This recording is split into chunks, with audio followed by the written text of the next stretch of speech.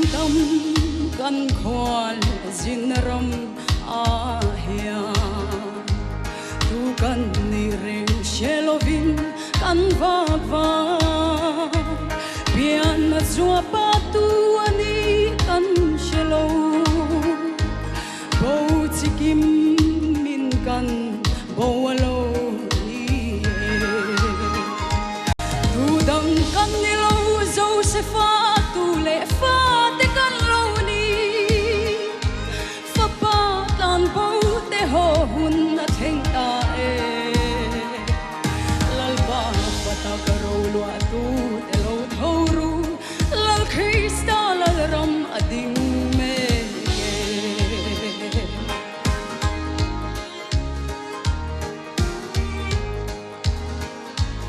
eng kan pi nghe tin kan vai roya lal pa thu thu bo chia te kan lo ni nam dang te pe na sala kan ta lal pa thin urna vorto kan tong boa tu dang kan ni lo Josepha tu le fa te kan lo ni fa pa tan bo te ho hun a theng ta e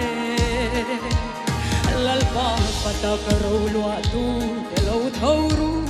lal khista lal ram ading me ke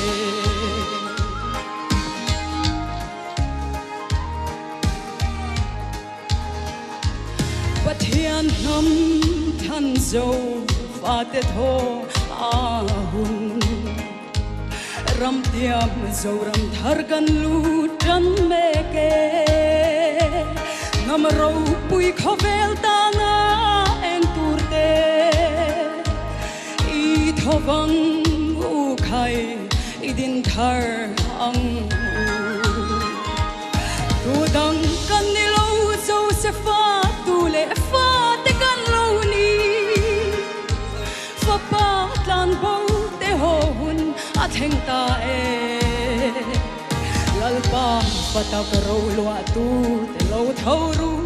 lal khista lal ram ading me ke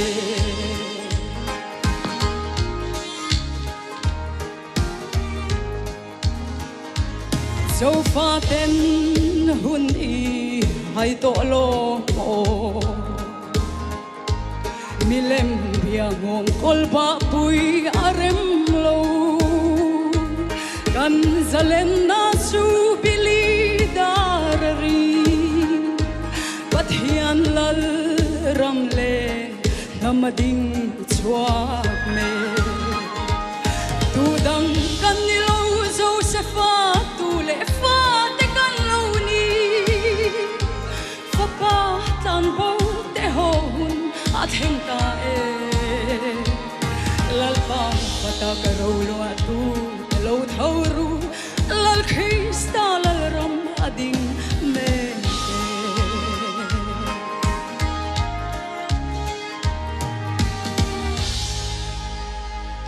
kan lo me